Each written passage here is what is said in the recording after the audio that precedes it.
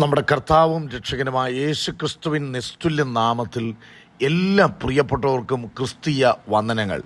നമ്മുടെ ഓരോ ദിവസവും നന്നായി അറിയുന്നവനായ ദൈവം ജീവനും ഭക്തിക്കും വേണ്ടതെല്ലാം നൽകി ജയോത്സവമായി ദൈവം നമ്മെ നടത്തുന്നവനാണ്. നമ്മുടെ സാഹചര്യങ്ങൾ നന്നായി ദൈവം അറിയുന്നു. മഹാമരുഭൂമിയിലൂടെ ഇസ്രയേൽ സഞ്ചരിക്കുന്നത് ദൈവം അറിഞ്ഞവനാണ്. നമ്മുടെ ജീവിതത്തിൽ അടിയന്തരമായി ലഭിക്കേണ്ട വിജയങ്ങളുണ്ട്. വിഷമതകളുടെ നടുവിൽ വിജയിച്ചിട്ടല്ലാതെ മുൻപോട്ട് പോകാൻ കഴിയാത്ത പശ്ചാത്തലങ്ങൾ ജീവിതത്തിൽ വരും. അടിയന്തരമായി ലഭിക്കേണ്ട വിജയം അത് ജീവിതത്തിൻ്റെ അടിസ്ഥാനമായി തീരുന്ന കാര്യമാണ്. എന്നാൽ അത് ലഭ്യമല്ലാത്ത സാഹചര്യങ്ങൾ സംജാതമാകുമ്പോൾ നമ്മൾ അതിനെ എങ്ങനെ നേരിടണം? 2 ശമൂവേൽ 5-ാം അധ്യായം 6-ാം വാക്യത്തിൽ ഇത്തരമൊരു വിഷമതകളിലൂടെ ദാവീദ് രാജാവ് കടന്നു പോകുന്നത് കാണുവാൻ കഴിയും. രാജാവും അവൻ്റെ ആളുകളും യെരുശലേമിലേക്ക്, ആ ദേശത്തെ നിവാസികളായ യെബൂസ്യരുടെ നേരെ പുറപ്പെട്ടു. ദാവീദിന് അവിടെ കടപ്പാൻ കഴിയുകയില്ല എന്ന് വെച്ച് അവർ ദാവീദിനോട്, നീ ഇവിടെ കടക്കയില്ല, നിന്നെ തടുപ്പാൻ കുരുടന്മാരും മുടന്തന്മാരും മതി എന്ന് പറഞ്ഞു. എന്നിട്ടും ദാവീദ് സിയോൻ കോട്ട പിടിച്ചു. അത് തന്നെ ദാവീദിൻ്റെ നഗരം. ഇവിടെ ദാവീദ് ഹെബ്രോനിൽ ഏതാണ്ട് 7 വർഷത്തോളം രാജാവായിരുന്നു. അതിനുശേഷം യെരുശലേമിലേക്ക് തൻ്റെ ആൾക്കാരുമായിട്ട് ദാവീദ് കടന്നു പോവുകയാണ്. ദാവീദ് ഇസ്രായേലിലെ മധുരഗായകനാണ്. ദൈവം ആ സ്ഥാനത്തേക്ക് കണ്ടവനും നിയോഗിച്ചവനും അഭിഷേകം ചെയ്തവനുമാണ്.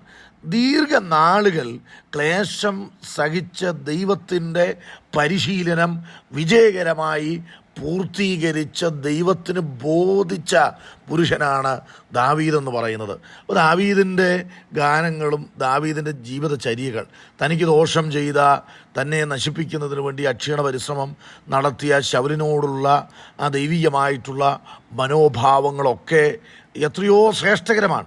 പഴയ നിയമ കാലഘട്ടത്തിൽ ജീവിച്ചിരുന്നെങ്കിലും ക്രിസ്തുവിൻ്റെ മനസ്സുപോലെ മനസ്സുള്ള ഒരു വ്യക്തിയായി ദാവീദിനെ പലപ്പോഴും നമുക്ക് കാണുവാൻ കഴിയും. പ്രത്യേകിച്ച് തനിക്ക് ദോഷം ചെയ്തതായ വ്യക്തികളോട് താൻ ഇടപെടുമ്പോഴെല്ലാം ദൈവത്തിന് പ്രവർത്തിക്കുവാനായിട്ട് അവസരം കൊടുക്കുകയാണ്.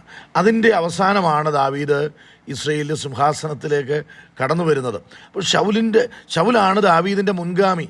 അദ്ദേഹം യെരുശലേമിൽ ഭരണം നടത്തിയിട്ടുണ്ട്. എന്നാൽ അപ്പോഴും യെരുശലേമിൻ്റെ നിയന്ത്രണം യെബൂസ്യരെന്ന് പറയുന്ന ജാതികളുടെ കരങ്ങളിലാണ്. ആ ഒരു കേന്ദ്രം പിടിച്ചെങ്കിൽ മാത്രമേ അവിടെ ദാവീദിന് കോട്ട പണിയാൻ കഴിയുകയുള്ളൂ, തൻ്റെ ഭരണം ശരിയായി നിർവഹിക്കുവാൻ കഴിയുകയുള്ളൂ. അവിടെയാണ് ആലയം പിന്നത്തേതിൽ ശലോമോനെ കൊണ്ട് ദൈവം പണിയിക്കുന്നത്. അപ്പോൾ അതൊരു കീ പോസ്റ്റ് എന്ന് വേണമെങ്കിൽ പറയാം. ഒരു പ്രത്യേകമായ വിജയം ലഭിക്കേണ്ട സ്ഥലം.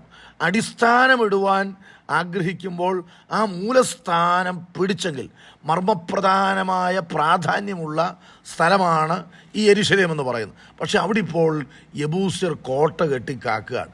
ദാവീദ് അതിൻ്റെ നേരെ കടന്നു വന്നപ്പോൾ ഈ യെബൂസ്യർ പറയുകയാണ്, നിന്നെ തടുക്കാൻ കുരുടന്മാരും മുടന്തന്മാരും മതി എന്ന് പറഞ്ഞാൽ ദാവീദിൻ്റെ കഴിവിനെ നിസാരവൽക്കരിച്ച് അവനെ പരിഹാസത്തോടുകൂടെ അവനോട് പറയുന്ന വാക്കാണ് നിന്നെ തടുക്കാൻ കുരുടന്മാരും മുടന്തന്മാരും മതിയെന്ന് പറയുന്നത്. അപ്പോൾ വിജയം അടിസ്ഥാനപരമായി വേണ്ട ഇടത്ത് ദാവീദ് കേൾക്കുന്നത് പരിഹാസത്തിൻ്റെ വാക്കാണ്. ഞങ്ങളുടെ ഇടയിലുള്ളതായ കുരുടന്മാരും മുടന്തന്മാർക്ക് നിന്നെ തടുക്കുക എന്ത് ചെയ്യും കഴിയും എന്നുള്ളതാണ്. എന്നാൽ അവിടെ സംഭവിക്കുന്ന കാര്യം എന്താണ്? ദാവീദ് ചെന്നിടത്തൊക്കെയും ദൈവം അവന് വിജയം നൽകി എന്ന് തിരുവെഴുത്തിൽ വായിക്കുന്നുണ്ട്. ദാവീദിനോട് കൂടെ ദൈവം ഉണ്ടായിരുന്നു.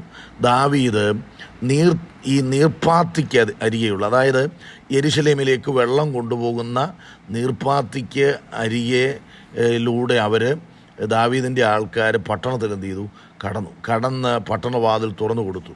കോട്ട ഇടിക്കാതെ, യുദ്ധം ചെയ്യാതെ ആ സിയോൻ കോട്ട, യെബൂസ്യർ കൈയടക്കി വെച്ചിരുന്ന മൂലസ്ഥാനം കീഴ്പ്പെടുത്താൻ ദാവീദിന് കഴിഞ്ഞു എന്നാണ് നമ്മൾ അവിടെ വായിക്കുന്നത്. പ്രിയപ്പെട്ടവരെ, അടിയന്തിരമായി അത്യാവശ്യമായി പല വിജയങ്ങളുടെയും അടിസ്ഥാനമാകേണ്ട, ഒരുപക്ഷെ ദാവീദ് ഇസ്രയേലിൽ ഉറയ്ക്കുന്നതിന് ആരംഭമിടേണ്ട വലിയ പ്രാധാന്യമുള്ളൊരു വിജയം ദാവീദിന് ലഭിക്കണം.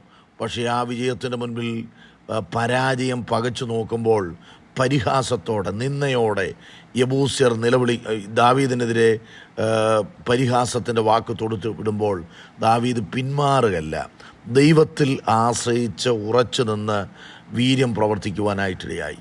ഇന്ന് രാവിലെ എന്നെ കേൾക്കുന്ന പ്രിയപ്പെട്ടവരെ, നിങ്ങളുടെ മുൻഗാമികൾക്ക് ചെയ്തെടുക്കാൻ കഴിയാത്ത, ശൗലെന്ന് പറയുന്നത് ഇസ്രയേലിലുള്ള സകലരിലും വെച്ച് തോൾ മുതൽ പൊക്കമേറിയവനാണ്, കോമളനാണ്. മുൻഗാമിയായ ശൗലിന് ചെയ്തെടുക്കാൻ കഴിയാത്തതും അപ്പോൾ തന്നെ ദൈവം ആഗ്രഹിച്ചതുമായ ഒരു വലിയ വിജയത്തിൻ്റെ തുടക്കം ദാവീദിൻ്റെ ജീവിതത്തിൽ ദൈവം നൽകുകയാണ്.